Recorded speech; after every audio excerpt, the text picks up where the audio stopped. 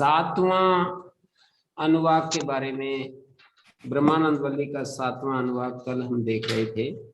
उसमें ब्रह्म के अस्तित्व को सिद्ध किया गया है और ब्रह्म के अस्तित्व में चार बातें रखी गई थी कि ब्रह्म है क्योंकि स्वयं में से उसने इस जगत को बनाया, या जो स्वयं में से इस जगत को बनाया। एक बात, सुकृतम इति उच्यते, माने सुकृत शब्द के दो अर्थ बताए। एक तो स्वयं कृत को सुकृत कहते हैं, स्वयं के स्थान में सु आदेश हो गया है, ऋषोदरादिन यथोपदिष्टम। स्वयं कृत को सुकृत कहते हैं, या सुकृत नाम पुण्य का है। तो कर्मों के फल के रूप में जो सुकृत दुष्कृत का जो फल हमें प्राप्त होता है, वो फल बिना उस चैतन्य सत्ता के बिना वो हमें नहीं मिल सकता। अपने आप कर्म तो जड़ रूप होते हैं, वे फल नहीं दे सकते हैं। तो ब्रह्म की सत्ता, ब्रह्म के होने में एक बात तो ये यहाँ पर कही गई, माने तद आत्मानं स्वयं अकुरुत ततो वही सद असद्वाइदमग्र आसीत। अब अव्यक्त था, सृष्टि उत्पत्ति से पहले अव्यक्त था। ततो वही सद अजायत, उससे सत पैदा हुआ। असत से सत का जन्म नहीं होता है। असत शब्द का अर्थ होता है अव्यक्त। असत माने ना चीज, नॉन एग्जिस्टेंट। जो चीज सर्वथा खरगोश के सींग की तरह हो, ख पुष्प आकाश कुसुम की तरह हो, उससे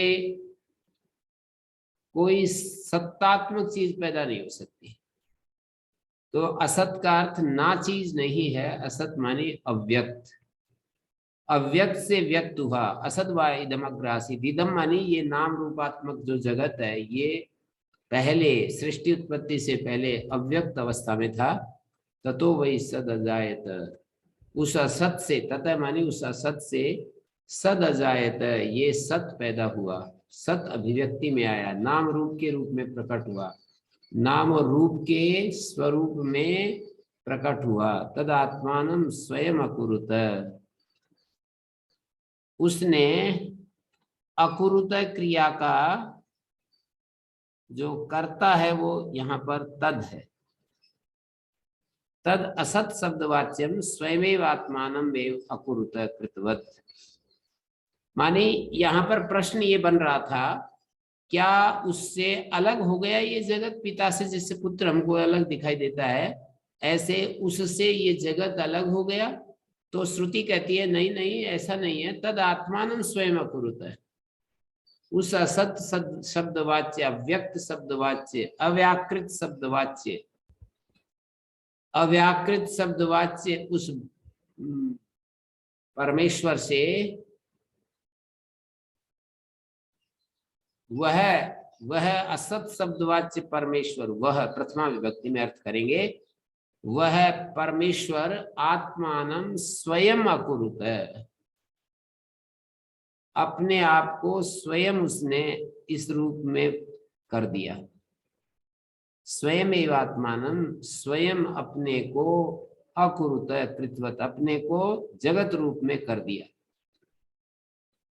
तस्मात् तत्सुकृतम उच्यते, यस्मादेव, क्योंकि ऐसी बात है, तस्मात् तत् ब्रह्म एव सुकृतम स्वयं कर्तृ उच्यते। यहाँ सुकृत व्याकरण वाले तो अच्छे से समझ जाते हैं, धीरे से आराम से समझ जाते हैं कि सुकृत शब्द में जब कर्म कारक में प्रत्यय होता है तो जो किए जाते हैं उनको, पुण्य पाप आदि को सुकृत दुष्कृत कहते हैं। सुकृत उपलक्षण है दुष्कृत का भी, जब ये पुण्य का वाचक होता है तो। लेकिन सुकृत शब्द का एक अर्थ ये भी होता है, क्री धातु से कृता प्रत्यय कर्ता कारक में कर दें, कृतो बहुलम, एक व्यवस्था ऐसी। प्रकृति और प्रत्यय दो चीज होती है। धातु से दो तरह के, बल्कि तीन तरह के प्रत्यय होते हैं। एक सनादि प्रत्यय होते हैं, एक कृत प्रत्यय होते हैं, एक तिंग प्रत्यय होते हैं। तो जब कृत प्रत्यय होते हैं तो ये संज्ञावाची और विशेषणवाची शब्द बनते हैं। धातु से जब कृत प्रत्यय होते हैं तो संज्ञावाची और विशेषणवाची शब्द बनते हैं, और जब धातु से तिंग प्रत्यय होते हैं तो क्रियावाची शब्द बनते हैं, प्योर क्रिया वर्ब के रूप में प्रयोग होते हैं। धातु से जब कृत प्रत्यय होते हैं तो संज्ञावाची, विशेषणवाची और जरंड जिसको कहते हैं,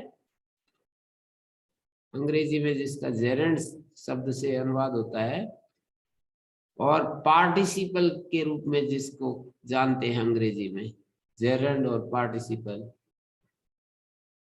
और नाउन और एडजेक्टिव, इन 4 रूपों में धातु से जो प्रत्यय है वो उनका व्यवहार होता है। धातु से तिंग प्रत्यय होते हैं तो विशुद्ध क्रियावाची होते हैं। धातु से कुछ प्रत्यय होकर के फिर अगेन एक धातु बन जाती है, उसको सनादि प्रत्यय नाम से कहते हैं। व्याकरण वालों के व्याकरण वालों के लिए ये बात मैं बोल रहा हूं, जो व्याकरण नहीं जानते उनसे मैं अपेक्षा भी नहीं करता हूं कि वो मेरी बात को समझें, पर 1000 बार कोई बात सुनी जाएगी तो कुछ तो मतलब प्रयत्न व्यर्थ नहीं जाते। यदि सुनेंगे तो आपको परिचय हो जाएगा कुछ व्यवस्था का, संस्कृत भाषा का जो स्ट्रक्चर है वो तो थोड़ा थोड़ा समझ में आने लगेगा कि क्या प्रकृति क्या है, प्रत्यय क्या है, धातु क्या है। और अष्टाध्यायी के 3 अध्याय हैं प्रत्यय प्रकरण, तीसरा चौथा पांचवा। तो तीसरे अध्याय की व्यवस्था तो ये वाली है जो मैंने बताई अभी, और चौथे पांचवें की व्यवस्था है प्रातिपदिक, माने कोई भी सार्थक शब्द को प्रातिपदिक कहते हैं। कोई भी सार्थक शब्द, वो धातु से बने हुए शब्द भी हो सकते हैं या कोई रूढ़ शब्द भी हो सकते हैं। 2 तरह के शब्द होते हैं। जो धातु से प्रत्यय करके शब्द बनते हैं उनको यौगिक शब्द या योग रूढ़ कहते हैं, और कुछ शब्द ऐसे भी मान लिए जाते हैं जो विशुद्ध रूढ़ के रूप में, पॉपुलर इन पर्टिकुलर सेंस, तो वो रूढ़ शब्द से भी प्रत्यय होते हैं। चौथे पांचवें अध्याय में 3 तरह के प्रत्यय होते हैं। जैसे तीसरे अध्याय में भी 3 तरह के प्रत्यय बताए, चौथे पांचवें अध्याय में भी 3 तरह के प्रत्यय होते हैं। उनका एक का नाम सुप होता है। सुप का मतलब ये जो नाम रूप चलते हैं, शब्द रूप जिनको आप सुनते हैं, रामा रामो रामा, रामम रामो रामान, ये प्रत्यय जोड़ करके ही ऐसा बन जाता है। राम तो एक प्रातिपदिक है, सार्थक शब्द है, अब उससे विभक्ति को बताने वाले प्रत्यय जोड़ दिए जाते हैं। जैसे राम के द्वारा, के द्वारा को प्रकट करने के लिए संस्कृत में रामायण कह देते हैं।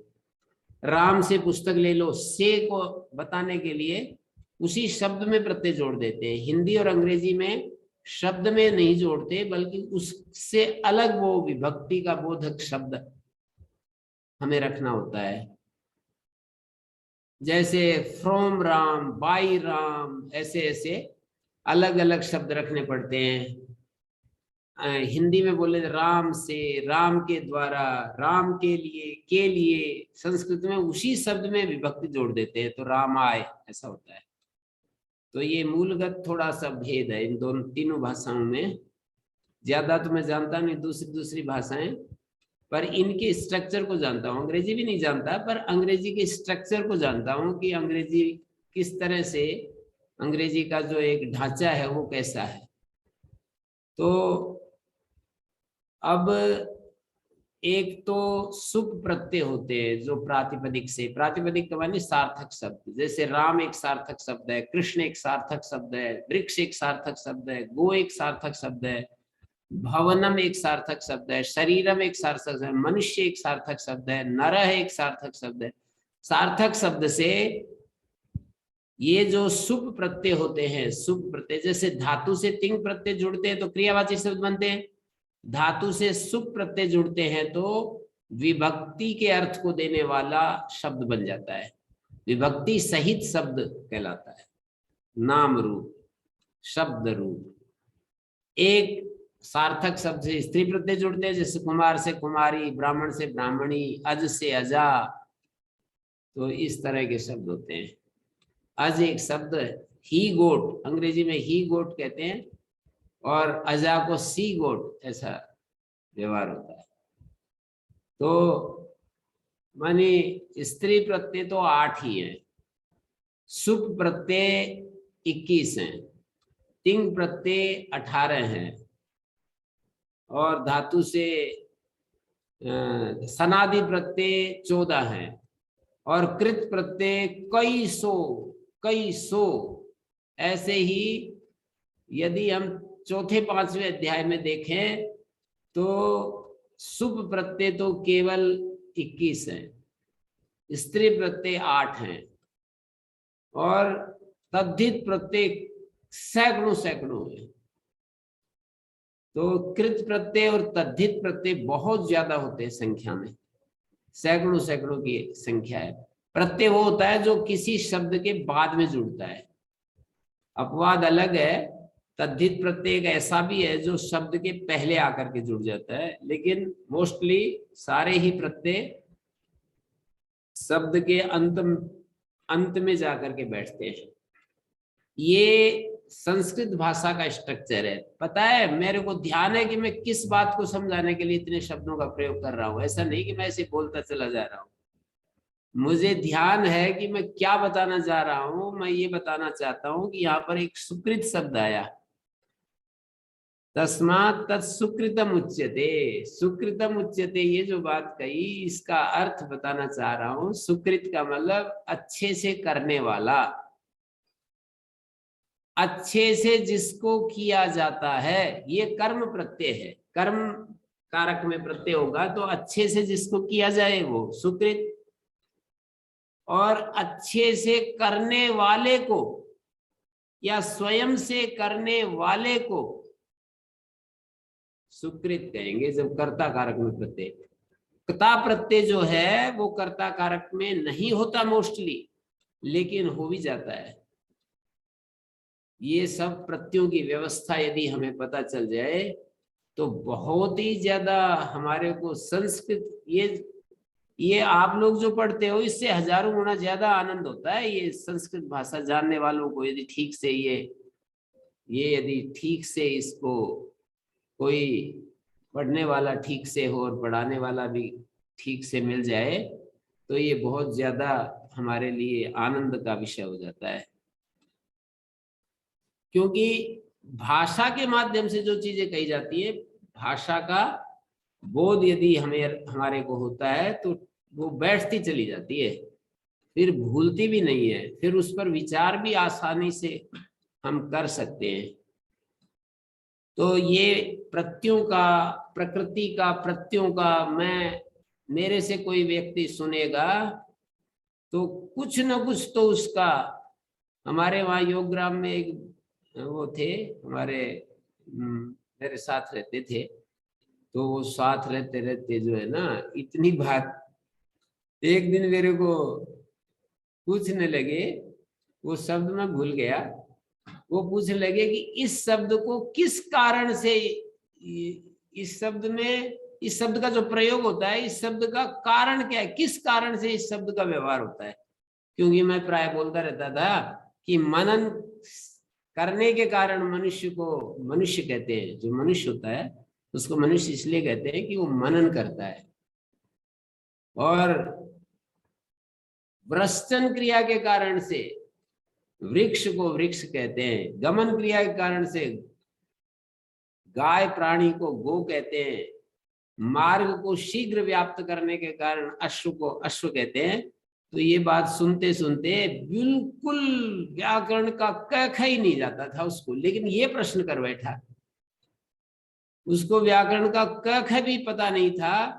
लेकिन एक दिन मेरे से ये प्रश्न, मैंने कहा कि देखा संघ का कैसे असर होता है, कि ऐसा जो बड़ा प्रश्न होता है, एक वैयाकरण को जो प्रश्न पूछना चाहिए वो प्रश्न जो है वो कर बैठा कि जी ये जो शब्द है इसमें किस कारण से इस शब्द का इस अर्थ में प्रयोग होता है।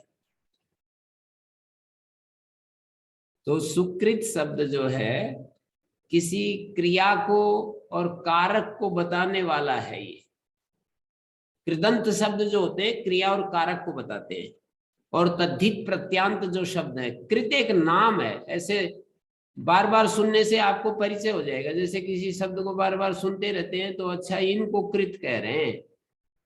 धातु से जो प्रत्यय होते हैं उनका कृत नाम रख दिया। सार्थक शब्द से प्रत्यय होते हैं उन प्रत्ययों का तद्धित नाम रख दिया। तद्धित प्रत्यय जो होते हैं एक एक अलग अलग अर्थ में होते हैं।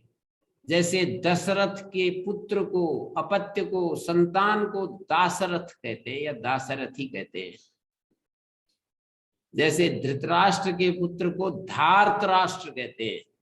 भरत के कुल को, भरत के पुत्रों को भारत कहते हैं। भरत नाम का कोई व्यक्ति है, उसके कुल को या उसके संतानों को भारत कहते हैं। कुंती के पुत्र को कौन्तेय कहते हैं। पृथा के पुत्र को पार्थ कहते हैं। तो एक एक सार्थक शब्दों से तद्धित प्रत्यय होकर के ये शब्द व्यवहार में आते हैं। तो ऐसे हजारों हजारों शब्द होते हैं संस्कृत भाषा में, जो एक सार्थक शब्द से दूसरा प्रत्यय करके एक एक अर्थ को बताने के लिए प्रत्यय होते हैं। वो अर्थ बहुत सारे होते हैं, कहीं अपत्य अर्थ है, कहीं होने वाला, उसमें होने वाला, कोई उसका अपत्य, ये ऐसे ऐसे अर्थों में प्रत्यय होते हैं। उसका अपत्य, उसके द्वारा किया गया, उसका यह, उसका विकार, उससे आया हुआ, उसमें भक्ति है जिसकी, इस तरह से अर्थ बताए गए हैं। उसके लिए हितकारी, जैसे राष्ट्र के लिए हितकारी, राष्ट्रीय शब्द होता है। राष्ट्र संबंधी जो हो तो उसको ह्रस्व का राष्ट्रीय बोलते हैं। राष्ट्र के लिए हितकारी तो दीर्घ का राष्ट्रीय बोलते हैं। तो ऐसे बहुत सारे अर्थ हैं, सैकड़ों अर्थ हैं। उन सैकड़ों अर्थों में शब्दों से एक एक प्रत्यय, अलग अलग प्रत्यय जोड़ करके वो शब्द हमारे सामने रखे हैं।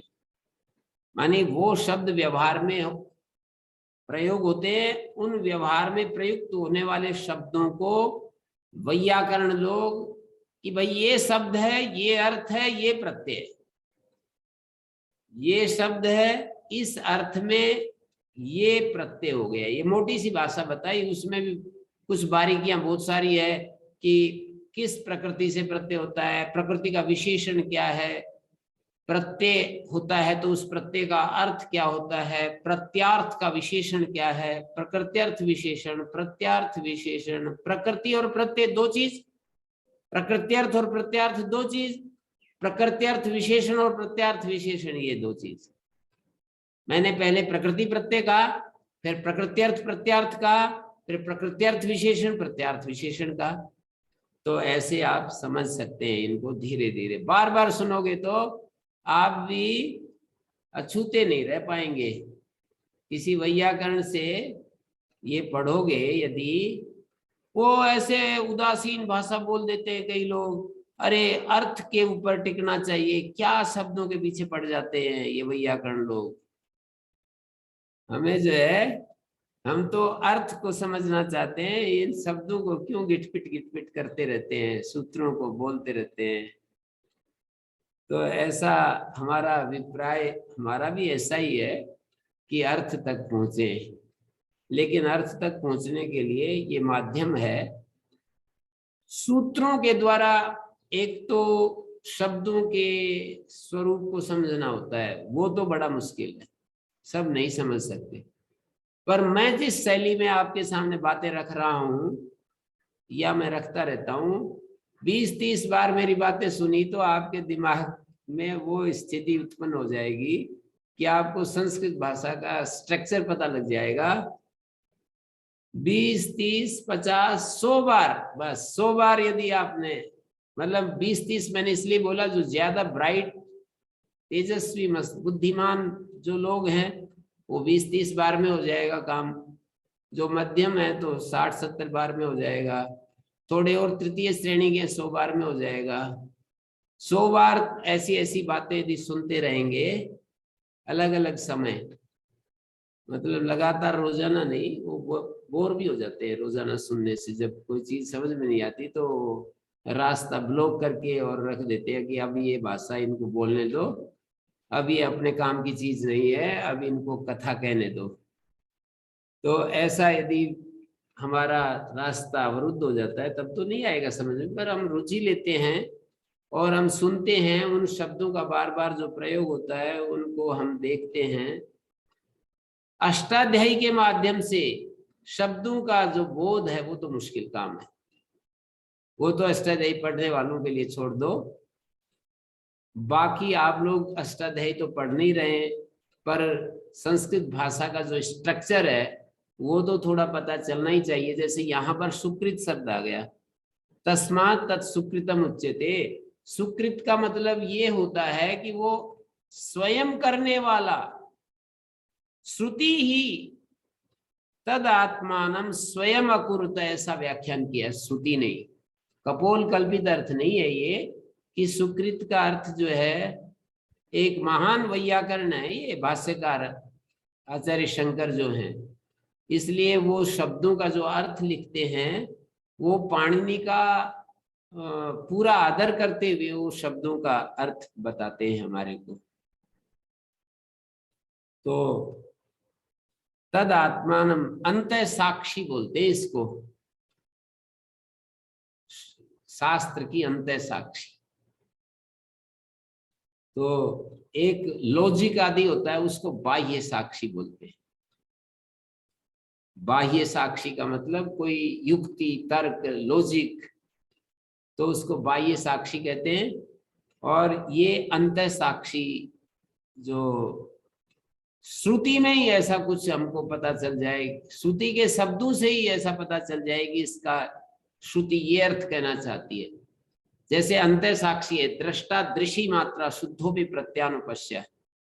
दृष्टा जो है योग शास्त्र में कहा दृषि मात्र होता है, ये अंत साक्षी है शास्त्र की, कि दृष्टा का अर्थ देखने वाला नहीं लिया जाता है। देखने वाला अर्थ को हटाने के लिए दृषि मात्र अर्थ किया है। लेकिन व्यवहार में अज्ञान अवस्था में वृत्ति सारूप्य स्थिति में प्रत्यानुपश्य, ये भी दृष्टा की एक तादात्म्य स्थिति होती है। बुद्धि के साथ जब तादात्म्य होता है तो दृष्टा इस स्थिति में भी व्यवहार काल में होता है। वृत्ति सारूप्य स्थिति में दृष्टा जो है प्रत्यानुपश्य स्थिति में तो है। जैसा ज्ञान है, बुद्धि में ज्ञान, प्रत्यय मानी ज्ञान, ज्ञान के अनुकूल देखने वाला होता है, वाला भी हो जाता है। तो अंत साक्षी दृष्टा दृषि मात्र शुद्ध, ये अंत साक्षी। प्रत्यानुपश्य ये भी उसका एक रूप है जो शास्त्र स्वीकार कर रहा है, दृष्टा का वो भी एक रूप है। उसका जो शुद्धतम रूप है, उसका जो प्योर कॉन्शियसनेस जिसको कहते हैं, वो तो दृष्टा दृषि मात्रा शुद्ध है। पर व्यवहार काल में जैसा जैसा प्रत्यय होते हैं, लोभ मोह और क्रोध, इन वृत्तियों से युक्त भी दृष्टा की एक स्थिति व्यवहार में हमको प्रतीति होती है, प्रतीति होती है। वैसा न होते हुए भी तथापि भवंती न तथा, ऐसा शब्द का प्रयोग किया है वहां पर, कि वैसा तथापि भवंती, वैसे अपने स्वरूप में स्थित रहता हुआ भी, ज्ञान मात्र रहता हुआ भी, न तथा प्रतीत वैसा नहीं होता। प्रतीत तो अलग ही होता है, अपने शुद्ध रूप में हमेशा रहता है दृष्टा। न नित्य शुद्ध बुद्ध मुक्त स्वभाव तद योगादृते। सांख्य के पहले अध्याय में एक सूत्र में बताया कि शुद्ध नित्य शुद्ध बुद्ध मुक्त स्वभाव वाला है ये आत्मा। तो नित्य शुद्ध बुद्ध मुक्त स्वभाव वाला है ये आत्मा। ये सारी सूत्रों में ही जब कोई बात कह दी गई है, शास्त्र में ही जो बात कह दी गई है, उसको अंत साक्षी कहते हैं। जैसे श्री अरविंद ने कवि की परिभाषा दी, बोले वेद की अंत साक्षी से, कवि शब्द जो वेद के ये जो थे मंत्र दृष्टा ऋषि, तो उनको कवि कहा है। मंत्रों के दर्शन करने वाले जो ज्ञानी पुरुष हुए उनको कवि शब्द से कहा। तो उन्होंने ऋग्वेद के एक मंत्र को पकड़ करके उसकी अंतः साक्षी दी। कवयः सत्य श्रुतः, सत्य को उन्होंने सुना, किसी ने सुनाया और उन्होंने सुन लिया। कवयः सत्य श्रुता, ये वेद की अंतः साक्षी बोलते हैं। वेद ही ऐसा बता रहा है कि कवि लोगों ने सत्य को सुना है। इति सुश्रुम धीराणाम ये नस्तद, ऐसा हमने सुना है। धीर पुरुषों से ऐसा सुना, ज्ञानियों से ऐसा सुना, और इससे आगे बढ़कर महर्षि दयानंद की भाषा में कहें तो परमात्मा से ऐसा सुना। तो ये सारी बातें इस पृष्ठभूमि में मैंने कही। सुकृतम उच्यते, सर्वथा भी फल संबंध आदि कारणम सुकृत शब्द वाच्यम प्रसिद्धम लोके। शास्त्र में ये भी सुकृत का अर्थ होता है जो फल संबंध आदि का कारण, फल संबंध आदि करने वाला, हमारे कर्मों का फल के साथ संबंध करने वाला जो कारण है उसको भी सुकृत कहते हैं। तो पुण्यम यदि व अन्यत सा प्रसिद्धिर नित्य चेतनवत कारणे सति उत्पद्यते। पुण्य लो या अन्य लो, अन्य का मतलब स्वयं करने वाला, ये नित्य चेतनवान कारण के होने पर ही ये बनेगा। तस्माद अस्ति तद ब्रह्म सुकृत प्रसिद्धे, सुकृत अर्थ की प्रसिद्धि होने से उस ब्रह्म की सत्ता है। एक हेतु दिया कि वो ब्रह्म है, दूसरा हेतु दिया कि रस है। हमारे जीवन में हम देखते हैं कि बाह्य साधन से हीन होते हुए भी रस से भरे हुए कुछ व्यक्ति देखने में आते हैं। कुछ व्यक्ति, सब नहीं, कुछ व्यक्ति देखने में आते हैं बाह्य साधन से हीन होते हुए भी। तो इससे भी पता लगता है कि उसका कारण ब्रह्म है। और श्वास और लेना छोड़ना, प्राणापान की क्रियाएं जो निरंतर हो रही हैं, उससे भी पता चलता है कि ब्रह्म है। को ही अन्यात कह प्राण्यात, यदि आकाश कह, को ही अन्यात कह प्राण, यदि ऐसा आकाश आनंद होने से आती, यदि ये आकाश नाम का, आनंद नाम का ये तत्व ना होता, आकाश सब तरफ से दीप्तिमान आकाश, कास्त्री दीप्त, ये जो है किस कारण से आकाश को आकाश कहते हैं? समन्तात कास्त्री दीप्तो इति आकाश, सब तरफ से जो प्रकाशमान है, ज्ञान स्वरूप, उसको आकाश कहते हैं। All nouns derived from verbs, ये संस्कृत भाषा का एक बड़ा सिद्धांत है। सभी संज्ञावाचक शब्द क्रिया से संज्ञा में जाते हैं। तो ये ना हो, कहीं अन्यात कह प्राण्यात, और यही आनंद देने वाला है। माने ये एक हेतु दिया। और एक अभय देखने में आते हैं। कुछ लोग जो होते हैं वो एकदम निर्भय देखे जाते हैं। इस संसार में समस्त भय के बीच में रहते हुए भी निर्भय स्थिति देखने में आती है। इस निर्भयता के कारण भी हम ये बात इस बात को हम पहचानते हैं या सिद्ध करना चाहते हैं कि ब्रह्म का अस्तित्व है। ये चार बातें कल भी हमने बड़े विस्तार से बताई थी, उनकी पुनरावृत्ति फिर आज कर दी गई। यदा ही वेशे तस्मिन् अदृश्य अनात्मे, ये जो अदृश्य ब्रह्म है, विकार रहित जो ब्रह्म है, अदृश्य ब्रह्मणि विकार रहिते अविषय भूते, जो किसी का विषय नहीं बनता, और अनात्मे ब्रह्मणि अनिरुक्ते ब्रह्मणि अनिलयने ब्रह्मणि अभयम प्रतिष्ठां विन्दते यत्सो अभयम गतो भवति। यहाँ पर अनात्म का मतलब अशरीर, क्योंकि वो अदृश्य होता है इसलिए वो अशरीर है, इसलिए उसको अनात्म कहेंगे। यस्माद अनात्म्यम तस्माद अनिरुक्तम। अदृश्य अनात्मे, अनात्म का मतलब है अशरीरे, क्योंकि वो अदृश्य है इसलिए उसका शरीर नहीं है, अनात्म है। और क्योंकि वो अनात्म है इसलिए वो अनिरुक्त है, उसको कहा नहीं जा सकता। विशेष जो शरीर होगा, जो विशेष रूप में हमारे सामने आएगा, उसको ही तो निरुक्त, उसको ही निश्चय पूर्वक कहा जा सकता है। विशेषस्य विकारा, विशेष अवस्था जब होती है वो परिवर्तित अवस्था होती है, तो वो तो निर्विशेष है। अविकारम से ब्रह्म, ब्रह्म तो सर्व विकार, सब विकारों का हेतु है, पर स्वयं वो विकार में नहीं आता। उसके कारण से, उसके होने से विकार होते हैं। जैसे वो एक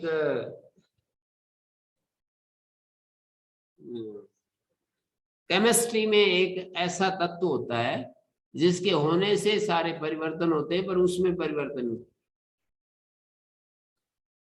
कैटलिस्ट बोलते हैं गुरु जी, कैटलिस्ट। कैटलिस्ट, जी, कैटलिस्ट, कैटलिस्ट बोलते हैं, जिसके होने से दूसरों में परिवर्तन होते हैं पर उसमें परिवर्तन नहीं होता। तो ब्रह्म में विकार नहीं होता, तो उसको अनिरुक्त का, अनिलयन, जो किसी के ऊपर टिका हुआ नहीं।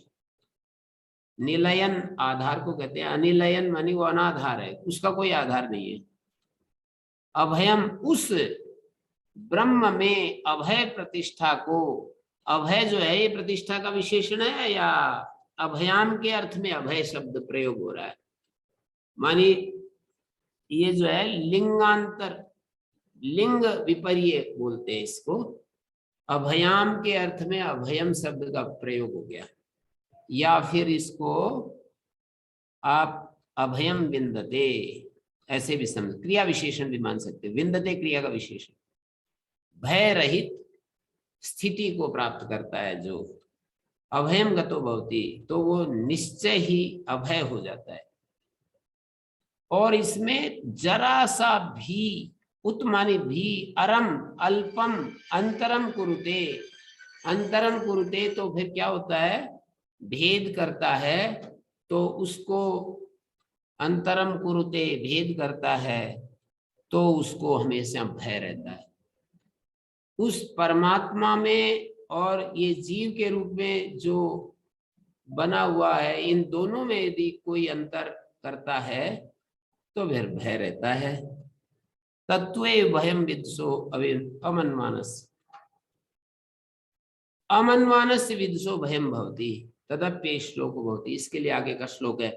हाँ श्री जी, आप कुछ पूछ रहे थे, कल कह रहे थे, मैंने दोबारा इन मंत्रों के बारे में कुछ ब्रीफली होता है, कितना भी बताएं ब्रीफली ही हो पाता है। एक तो भाषा की प्रॉब्लम रहती है, और फिर ये इतना विस्तार से इन मंत्रों पर विचार करने की जरूरत है, बार बार करने की जरूरत है। फिर भी जितना होगा करते रहेंगे। बोलिए आप। हाँ जी गुरु जी, प्रणाम गुरु जी। मैं आज आपने फिर से ये सप्तम अनुवाक को फिर से समझाया विस्तार पूर्वक। ब्रह्म के अस्तित्व को सिद्ध करने के लिए 4 हेतु भी बताए आपने दोबारा, सुकृत रूप, रस की तृप्ति, और फिर अपान क्रिया, और फिर अविद्वान और विद्वान के बारे में थोड़ा आपने नहीं बताया आज। मेरा प्रश्न उसी पर है, चौथे हेतु पर, जो अविद्वान और विद्वान हैं, उनके में मेन डिफरेंस बताया गया कि अभय और भय जो है, दो वही चीज है, उनको दोनों को सेपरेट करती है, अलग करती है। मैं अभी थोड़ी देर पहले आपने बताया कि 20 बार, 25 बार, 50 बार बताया जाएगा तो आपको भी संस्कृत के शब्द, अर्थ और प्रत्यय ज्ञान की का कुछ असर पड़ने लगेगा। तो मैं भी वही सोच रहा था कि अगर अविद्वान जो है, हमारे जैसे अल्पज्ञ और अविद्वान लोग जो हैं, जो कि हमेशा भय में रहते हैं, हमेशा हमें भय त्रस्त किया रहता है, ऐसे लोगों के लिए भी कोई साधारण प्रक्रिया है, जैसे कि सामान्य गति या मृदु गति या तीव्र गति, ऐसी कोई गति है जिससे कि वो फॉलो कर सके और थोड़ा थोड़ा करके भय को हटाएं अपने से? यही मेरा प्रश्न है। यहाँ पर जो विद्वान अविद्वान शब्द का, यहाँ पर जो विद्वान और अविद्वान शब्द का प्रयोग होता है उपनिषद साहित्य में, वहाँ आत्मज्ञानी के लिए विद्वान शब्द का प्रयोग होता है, शास्त्रविद के लिए अविद्वान शब्द का प्रयोग होता है। जो भाषा को जानता है, व्याकरण निरुक्त आदि को जानता है और पंक्तियों का अर्थ लगा सकता है, उसको अविद्वान कहते हैं। और एक तीसरी श्रेणी होती है अविद्वान से भी नीचे, उसको प्राकृत कहते हैं। प्राकृत। प्राकृत पुरुष जो बिल्कुल खेत में काम करते रहते हैं और ये जो इसमें मकान बनाते रहते हैं, सड़क पर जो रोड आदि बना रहे हैं, फैक्ट्री में काम कर रहे हैं, तो जो जिनको सुनने के लिए कभी मौका ही नहीं मिलता, शास्त्र की बातें जो सुन रहे हैं पर आत्मा का ज्ञान नहीं है, उनको अविद्वान कहते हैं। माने भाषा को नहीं जानते, चलो भाषा को जाने फिर आत्मज्ञान ना हो तो थोड़े अच्छे श्रेणी में आएंगे, पर जो शास्त्र की बातें सुनते रहते हैं, जैसे आप लोग सुन रहे हो नियम से बहुत सारा सुन रहे हैं, तो आप अविद्वान श्रेणी में आएंगे, आप प्राकृत नहीं कहे जा सकते जी। पर जो सुनते ही नहीं है, सुनने के लिए मौका ही नहीं मिलता, कभी भी सुनने का अवसर ही प्राप्त नहीं होता, क्योंकि बेचारे ऐसी परिस्थिति में है कि उनको अपने आजीविका के लिए पूरा समय देना पड़ता है। तो ऐसे लोगों को प्राकृत, इस विद्या की दृष्टि से प्राकृत कहेंगे। माने जिस विद्या को वो सुनते हैं उसके तो विद्वान हो सकते हैं। लौकिक क्षेत्र में विद्वान अविद्वान शब्द का प्रयोग अलग अर्थ में होता है, पर उपनिषद में विद्वान अविद्वान का अलग अर्थ में प्रयोग होता है। लोक व्यवहार में तो जो जिस विद्या को जो जानता है उसका विद्वान होता है। जैसे कृषि विद्या के विषय में कोई एक गांव का व्यक्ति भी पूरा विद्वान होता है कृषि विद्या के विषय में। जैसे कोई एक इंजीनियर कैसे मकान बनता है, कितना लोहा सीमेंट लगता है, कैसे पिलर्स नीचे से उठ करके ऊपर आते हैं, और कोई 100 मंजिल बिल्डिंग बनानी हो तो नीचे कितना नीचे डीप से उसको कंक्रीट से तैयार करके लाना होता है, कितना लोहा गलाना होता है। ये सारा जो विद्या है इसको इंजीनियर्स जानते हैं, तो उस विद्या के विद्वान होते हैं। वहां अविद्वान शब्द का प्रयोग नहीं होता है, ध्यान देने की बात है। जैसे कोई कृषि विद्या का जानता है उसको अविद्वान नहीं कहते, उसको विद्वान ही कहते हैं। जो इंजीनियर्स हैं उसको उस विद्या का विद्वान, जो डैम बनाते हैं, बड़े बड़े ये पुल बनाते हैं, उन सबको उस विद्या का विद्वान ही कहते हैं। जो बाग बगीचे लगाते हैं उसके बारे में जो जानते हैं कि कैसे कैसे पौधे लगाए जाते हैं, उनमें कब कब पानी देना होता है, ये सब विद्वान ही होते हैं। जानकार को विद्वान कहते हैं। लेकिन यहाँ एक विशेष अर्थ में इन विद्वान और अविद्वान शब्द का प्रयोग हुआ है उपनिषद साहित्य में। जो आत्मा के बारे में जिसने बहुत कुछ सुना है, बहुत कुछ सुना है, मनन किया है, तो उनको अभी आत्मज्ञान नहीं हुआ। आत्मज्ञान यदि उनको महसूस नहीं हो रहा है कि मेरे को आत्मा का पता नहीं चल रहा है, इतना सुनने के बाद भी ऐसे भी स्थिति से गुजरते हैं ना हम, कि भाई बहुत सुन लिया पर आत्मा का क्या स्वरूप है मेरे को पता ही नहीं चल रहा है अभी। तो सुनने के बाद भी जब पता नहीं चल रहा है ऐसा कहते हैं तो वो अविद्वान कहते हैं। और जिनको पता चल रहा है आंशिक रूप में तो आंशिक विद्वान होते हैं वो। उनको दृष्टि तो मिल जाती है पर स्थिति नहीं होती है।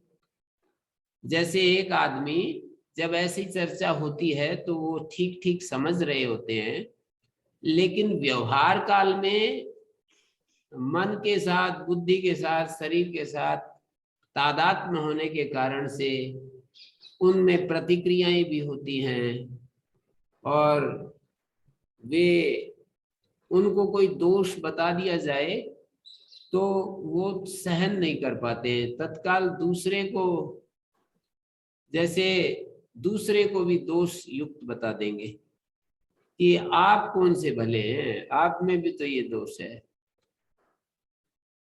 माने वही व्यक्ति जब अपनी शांत स्थिति में होता है तो बिल्कुल प्रतिक्रिया नहीं करता है। वही एक व्यक्ति जब कर्म के प्रवाह में होता है या अंदर से आत्मबोध की स्थिति में नहीं होता है तो साधारण आदमी की तरह ट्रीट करता है, साधारण व्यक्ति की तरह व्यवहार करता है। उसको क्रोध भी आता है, उसको लोभ भी आ जाएगा, उसको अहंकार भी आएगा, और किसी साथी के बढ़ते हुए को देख करके ईर्ष्या भी आ सकती है। असूया भी हो सकती है, ये सब चीजें हो सकती हैं। तो उसको आंशिक विद्वान कहेंगे। आंशिक विद्वान है, आंशिक अविद्वान है। जो आत्मा के वो स्वयं कहते हैं, स्वयं बताते हैं कि जी मेरे को उसका रिफ्लेक्शन तो मिल गया है। मेरे एक मित्र कहते हैं, हम भी कहते हैं कि ये आत्मा का बोध में हमारे को कोई बिल्कुल भी भ्रांति नहीं बची। लेकिन अहोरात्र दिन रात और पूरा महीना, पूरा वर्ष, पूरी जिंदगी हम उस स्थिति में अभी नहीं रहते हैं। तो इसका मतलब क्या हुआ कि जब हम चर्चा करते हैं, जब हम आत्मा के बारे में अकेले होकर के या समूह में शास्त्र के निर्देशों को जब हम फील करते हैं, अनुभव करते हैं, तो उस समय हमें बोध होता है कि अच्छा, शास्त्र इसके लिए आत्म शब्द का व्यवहार करते हैं, इस चीज के लिए संकेत है ये आत्मा शब्द का। लेकिन व्यवहार में फिर वो जो प्रतिबंधक है फिर अपना काम कर रहे होते हैं। तो प्रतिबंधक पूर्ण रूप से जब तक नहीं हट जाते हैं, तब तक आत्मबोध होने पर भी हम व्यवहार काल में अविद्वान की तरह व्यवहार करते हैं। यहाँ पर जो कहा कि अथ तस्य भयम भवति, जो भेददर्शी है, जो आत्मा जीव में और परमात्मा में भेद देख रहा है, उसको तो भय होता ही है। और आगे एक पंक्ति लिखी है, तत्तु एव तद ब्रह्म तु एव भयम भेद दर्शिना विदुषः। विदुषः का मतलब भेद को देखने वाला जो विद्वान है उसको होता है। यहाँ पर विदुषः का मतलब है भेद को देखने वाला विद्वान, कि ईश्वर अन्य है मेरे से और मैं अलग संसारी हूं, इस रूप में जो जान रहा है। विदुषः का मतलब इस रूप में जो जान रहा है। यहाँ पर विद्वान शब्द आत्मज्ञानी के लिए नहीं कह रहे, इस रूप में जो जान रहा है। किस रूप में? कि भाई ब्रह्म अलग है, मैं अलग हूं, ईश्वर अलग है मुझसे, मैं अलग हूं, मैं संसारी हूं, इस रूप में जो जान रहा है, भेद रूप में जो देख रहा है ईश्वर को, तदेव ब्रह्म अल्पम अपि अंतरम कुर्वतो, उसी ब्रह्म में थोड़ा सा भी, जरा सा भी भेद अंतर करता हुआ भयम भवति एकत्वेन अवन्वानस्य। अवन्वानस्य का मतलब है एकत्व के रूप में जो अपने आप को नहीं मान रहा है। भयम विदुषः मानी भेदम विदुषः, भेद देखने वाले व्यक्ति को भय रहता है। ये भेददर्शी को भय मिटता नहीं है। एकत्वेन अमन्वानस्य भयम नापगतम भवति, भय जो है जाता नहीं है। जो एकत्व रूप में अपने आप को ब्रह्म के साथ एकत्व भाव में नहीं मान रहा, अमन्वानस्य शब्द आया है, जो एकत्वेन अमन्वानस्य, तो तस्मात् विद्वान अपि अविद्वान एव सो, इसलिए जो शास्त्र दृष्टि को समझ रहा है फिर भी एक प्रकार से वो अविद्वान ही है। प्राकृत पुरुष तो नहीं रहा वो, पर शास्त्र दृष्टि को समझने वाला भी अविद्वान एव सो योयम एकम अभिन्नम आत्म तत्व न पश्यति, एक अभिन्न आत्म तत्व को नहीं देख रहा। और वो ऐसे व्यक्ति को भय रहता ही। हाँ जी, कुछ हुआ? हाँ जी, समझ में आया गुरु जी।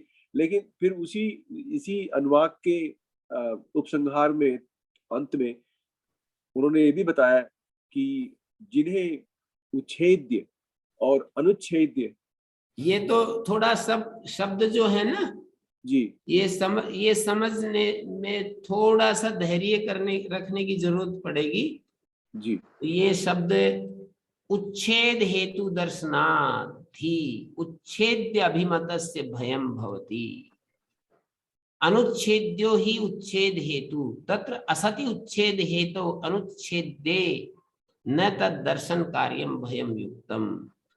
इन्होंने ये कहा, तस्मात् विद्वान अपि अविद्वान एव सो योयम एकम अभिन्नम आत्म तत्व न पश्यति।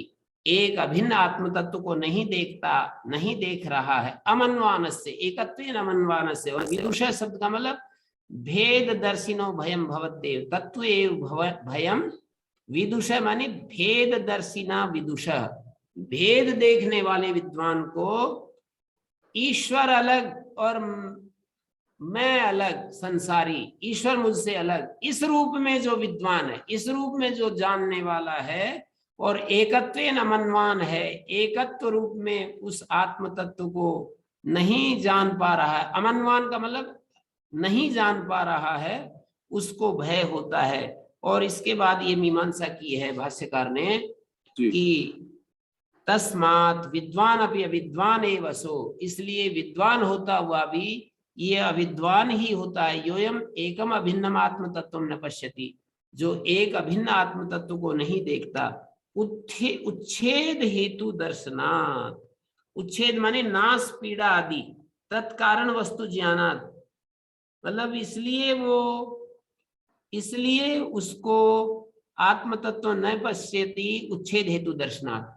वो उसको दिखा रहा, उसको ये दिख रहा है कि भाई तेरा ये नाश हो जाएगा, ये पीड़ा हो जाएगी, ये हो जाएगा, वो हो जाएगा, ऐसी कल्पनाएं करता है और देखता है।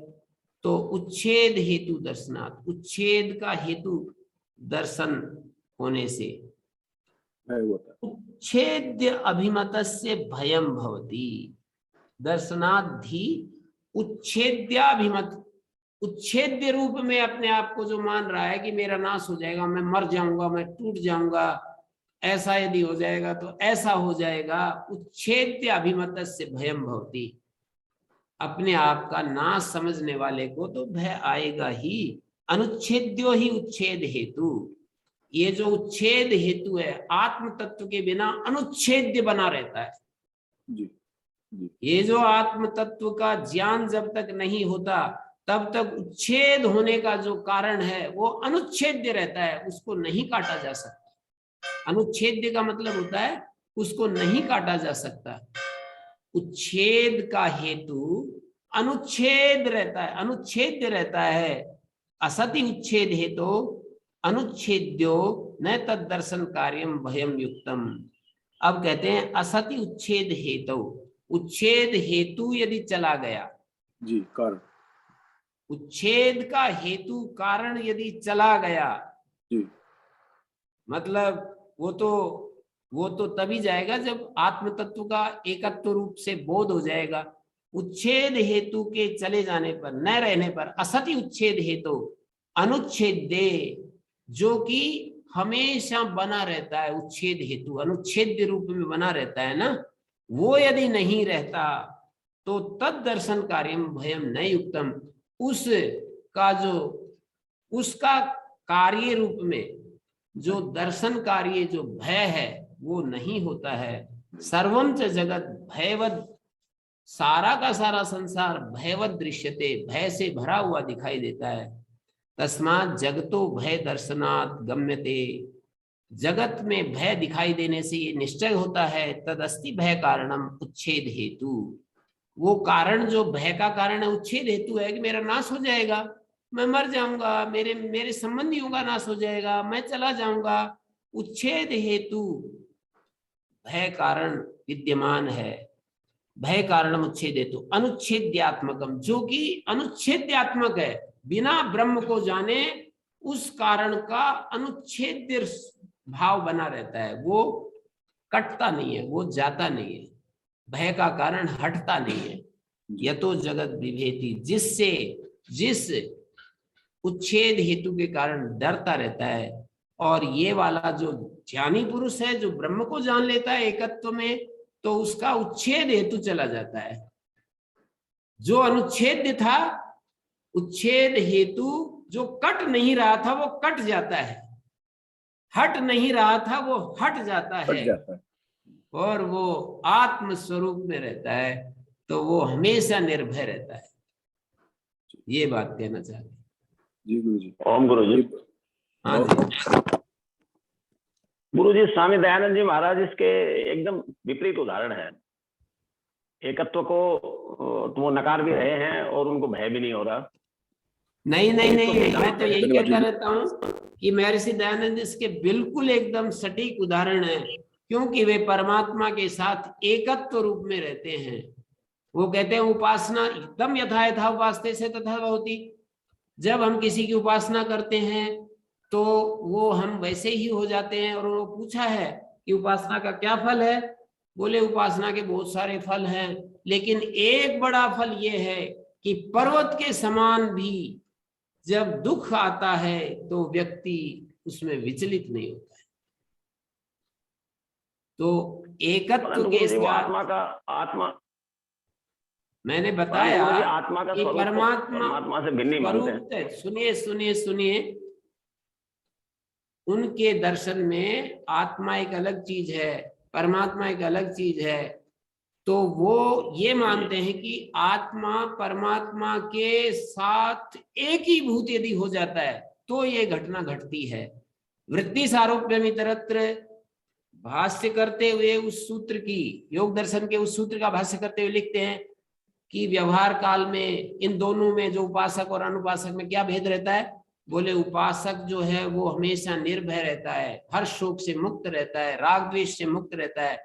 और जो अनुपासक होते हैं उनकी वृत्तियां अज्ञान अंधकार में धसती रहती हैं और वे हमेशा भयभीत रहते हैं, राग द्वेष से लिपटे रहते हैं। तो वो भी परमात्मा के साथ एकत्व की स्थिति देखना चाहते हैं। ये यूं कह देते हैं कि ये वही हो जाते हैं, वो कहते हैं कि उसके साथ तादात्म्य लोहा अग्नि की तरह हो जाते हैं। बस इतना ही है समझने का अंतर, कि वो महर्षि दयानंद कहते हैं कि लोहा जैसे अग्निमय हो जाए वो स्थिति होती है।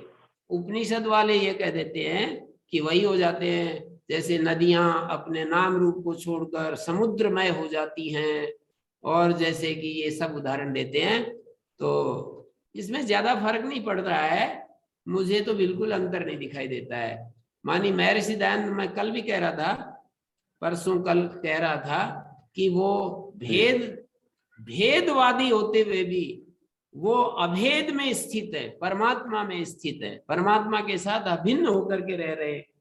और यदि ये वेदांती भी जो है ना, उपनिषद पढ़ने वाले भी यदि इस अनुभव में नहीं रहेंगे तो कितना भी ये उपनिषद पढ़ लें उनका भय नहीं जाएगा, अनुच्छेद्य भय हेतु अनुच्छेद्य बना रहेगा।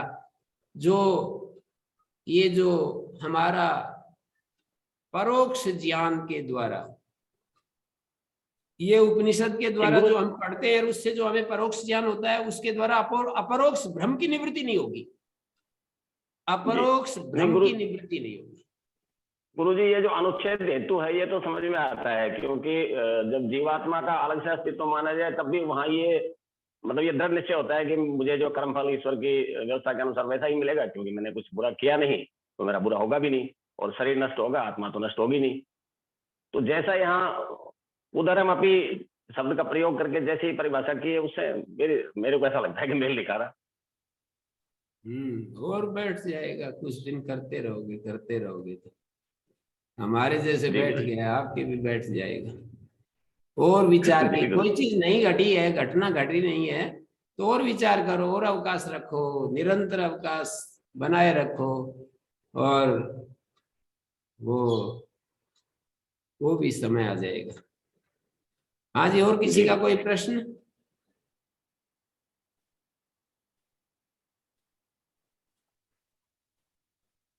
हाँ जी उर्मिला जी।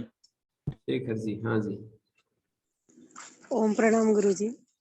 जी गुरुजी, जैसे इंटरनेट से हमारा मोबाइल जुड़ा रहता है, लगातार कनेक्शन बना रहता है, ऐसे ही परमात्मा से लगातार कनेक्शन बना रहेगा। वो दयानंद जी हो, महर्षि दयानंद जी हो, या कोई भी हो, मतलब चाहे अद्वैती हो, जो भी हो, तो उसमें ये संभव है कि दुख ना आए, भय ना हो। जब लगातार जैसे मोबाइल का कनेक्शन लगातार है तो हम आपको लगातार सुन पा रहे हैं, ऐसे ही लगातार परमात्मा से संपर्क रहेगा तो उसमें मतलब भय होगा ही नहीं, दुख होगा ही नहीं। तो बीच में कुछ प्रतिबंधक आ जाए तो कनेक्शन कट जाता है ना।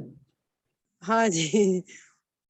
तो उसको ही बता रहे हैं, वो भय हेतु अनुच्छेद्य, मतलब उसका भय का कारण जो नाश आदि होता है ना, हमारा नाश हो जाएगा, हमारे संबंधी चले जाएंगे, हमारा आजीविका चली जाएगी, हमारा अपमान हो जाएगा, हम इस दुनिया में किसी काम के नहीं समझे जाएंगे, ऐसे ऐसे अनुच्छेद बना रहता है ये भय का कारण। तो जब हम परमात्मा के साथ एक हो जाते हैं तो ये जो अनुच्छेद है, उच्छेद हेतु अनुच्छेद था ना, वो हमारा चला जाता है। और ये महर्षि दयानंद इसके पूर्ण उदाहरण है। ये तो श्रुति को न पढ़ने वाले ईसा का ही भय चला गया था, ये तो क्राइस्ट का ही भय चला गया था।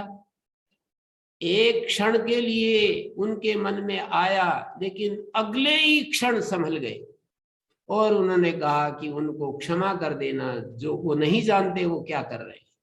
जो उनकी छाती पर कील ठोक रहे थे तो उन्होंने कह दिया कि ये नहीं जानते हैं इनको। एक बार तो उनको ऐसा हो गया, प्रतिबंधक आ गया, एक बार तो बादल आ गया कि प्रभु ये क्या हो रहा है, पर वो अगले ही क्षण कह रहे नहीं नहीं नहीं, उनको क्षमा कर देना, वो नहीं जानते कि वो क्या कर रहे हैं। ये कोई साधारण घटना नहीं है। उन्होंने जो जीवन भर अपने जीवन का जो ये जो वेद के उपदेश सुन रहे हैं, और मैं ईसा की बढ़ाई कर रहा हूं ना, किन्हीं किन्हीं को अच्छा नहीं लग रहा होगा मुझे पता है, पर फिर भी मैं कह रहा हूं, आनो भद्रा कृतवो यंतु, सत्य का झोंका इधर से आए उधर से आए, ऊपर से आए नीचे से आए, हमें क्या लेना देना है कि क्राइस्ट ऐसा नहीं हो सकता है, क्योंकि वो तो वेद पढ़ा नहीं था। वेद पढ़ा नहीं था पर वो जान लिया था उसने, me and my father are one, मैं और मेरा पिता एक ही है। ये ठीक वेद का उपदेश है, मैं और मेरा पिता एक ही है। तो इसके बिना उनका भय खत्म, उन लोगों का भी भय खत्म नहीं हो सकता है जो केवल शब्दों में जानते हैं पर उसको नहीं जानते हैं, अनुभव के रूप में नहीं जानते हैं। तो मैं एक बार एक वाक्य बोलता हूं कि परोक्ष ज्ञान के द्वारा अपरोक्ष भ्रम निवृत्त नहीं होता। ये जो भ्रम है, भ्रांति है, ये तो अपरोक्ष है, और ज्ञान परोक्ष हो रहा है कि भाई एक परमात्मा है, वो नित्य है, सच्चिदानंद है, वो एक साथ उसके साथ एक हो जाएंगे तो हम भी निर्भय हो जाएंगे, हम भी आनंद में रहेंगे। ये सारी जो बातें हम सुनते सुनाते हैं ये परोक्ष ज्ञान है, और भ्रम जो है अपरोक्ष है। बिल्कुल साक्षात हमारा स्वरूप, हमारे तादात्म्य शरीर मन बुद्धि के साथ, ये बिल्कुल अपरोक्ष है।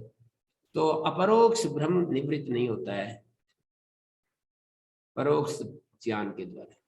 गुरुजी, उच्छेद का हेतु अविद्या को कहें या फिर ईश्वर के साथ एकत्व न होना कहें, इनको हम एक ही नहीं कह सकते कि अविद्या हटेगी तो ईश्वर से हम जुड़ जाएंगे, ईश्वर से जुड़ेंगे तो अविद्या हट ही जाएगी। मैं अविद्या को प्रतिबंधक बोल रहा हूं ना जी। कि प्रतिबंधक यदि बीच में आ जाते हैं, ईश्वर के साथ जुड़ना और प्रतिबंधक का हटना दोनों ही बोलना पड़ेगा ना। प्रतिबंधक सदा के लिए हट गए हैं, ईश्वर के साथ सदा संबंध हो गया है, तो फिर उच्छेद हेतु जो अनुच्छेद्य बना रहता था उसका वो गिर जाता है। उच्छेद का हेतु जो है ना अनुच्छेद्य है, वो नहीं कट पा रहा है, नहीं हट पा रहा है। वो प्रतिबंधक हट जाए, अविद्या हट जाए और परमात्मा के साथ सतत संबंध बना रहे तो हो जाता है वो फिर। जी गुरुजी।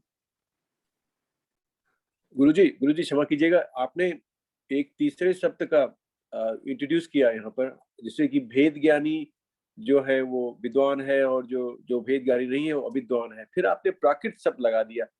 ये प्राकृत का मतलब जो सुनता नहीं है, आत्मज्ञान से बिल्कुल परिचित नहीं है, वो प्राकृत होता है। जी जी। तो आत्मज्ञान से सर्वथा अपरिचित व्यक्ति इस विषय में प्राकृत, चाहे वो बेशक बहुत बड़ा इंजीनियर हो, बहुत बड़ा डैम बना दे, पर आत्मज्ञान के विषय में जो व्यक्ति नहीं सुन रहा है वो प्राकृत है। आत्मज्ञान के विषय में जो शास्त्र सुन रहा है पर उसको अविद्वान कहते हैं। पर यहाँ पर जो विदुषा शब्द का प्रयोग हुआ है वो कुछ अलग अर्थ में हुआ है।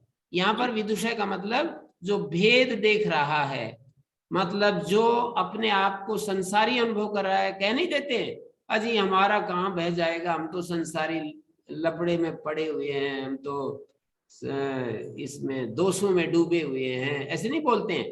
तो हम सब तो हमेशा दोषों बोलते में डूबे हुए हैं, दोषों में डूबे हुए हैं हमारा। तो इस तरह से जो अपने में और परमात्मा में भेद देख रहा है, उसके लिए विदुषय शब्द का प्रयोग हुआ है। यहाँ कुछ अलग सेंस में प्रयोग हुआ है। शब्द किस प्रसंग में किस अर्थ में प्रयोग होते हैं उनको हमें ध्यान रखना है जी। और अमनमानस्य शब्द का प्रयोग हुआ है एकत्वेन अमनमानस्य, तादात्म्य रूप में परमात्मा के साथ एकत्व को जो नहीं जान पा रहा है, ऐसा कहा। जी। अच्छा है आप लोग पूछ करके और भी ज्यादा क्लैरिटी, मेरे को भी उसमें और ज्यादा क्लियर हो जाता है। मुझे कहना पड़ता है ना, मुझे अपनी बात को रखना पड़ता है। ये भय हेतु उच्छेद अनुच्छेद मेरे को समझ में ही नहीं आता था। कितनी बार गुरुजी इस चर्चा की मैंने इस विषय में, पर आज मुझे बोलते बोलते अपने आप ही स्पष्ट हो गया कि ये बात कह रहे हैं कि उच्छेद हेतु अनुच्छेद रूप में बड़ा हमेशा मंडराता रहता है सिर के ऊपर। जी। उच्छेद हेतु हमारे गिरने का नाश, हमारे मरने का नाश, ये पीड़ा आदि जो है ना, ये हमेशा हमारे सिर पर मंडराती रहती है। ये ही अनुच्छेद है। उच्छेद हेतु नाश पीड़ा आदि, तो वो हमेशा हमारे सिर पर मंडराती रहती है। तो सब चीजों के उच्छेद का हेतुभूत वस्तु ब्रह्म है। मानी ये जो उच्छेद हेतु अनुच्छेद था ना, उस अनुच्छेद को भी ढा देता है, ये गिरा देता है। ये ब्रह्म बोध, ब्रह्म ज्ञान। जी गुरुजी, धन्यवाद। जो अपने को उच्छेद्य रूप में अनुभव करता है, उसका भय संभावना बनी रहती है। तत्प्रतिषेध भय बना रहता है। जी गुरुजी, तत्प्रतिषेधार्थम एक तत्वाभ्यास है। वहां भी तो यही बात है ना कि भाई जो ईश्वर है वो ही इस उच्छेद के हेतु को हटा सकता है, एक तत्व का अभ्यास। तो आप इसमें अपने अपने स्तर पर आप महर्षि सिद्धांत के भक्त हैं या उपनिषद के भक्त हैं, कोई इसमें फर्क नहीं पड़ेगा। उच्छेद हेतु को हटा दें अपने अपने स्तर पर। हम सभी लोग जो सुनाने वाले हैं वो भी और सुनने वाले हैं वो भी, सबके सब हम उच्छेद हेतु को हम हटा दें और हम निरंतर जो है उस परमात्मा के साथ एकत्व की स्थिति में रहें और निर्भय अवस्था में रहें और सारे विकारों से शून्य स्थिति में रहें। यही अभिमत है, यही हम सब के लिए विधेय है, प्राप्तव्य है। ओम शांति शांति शांति। ओम गुरुजी सादरम।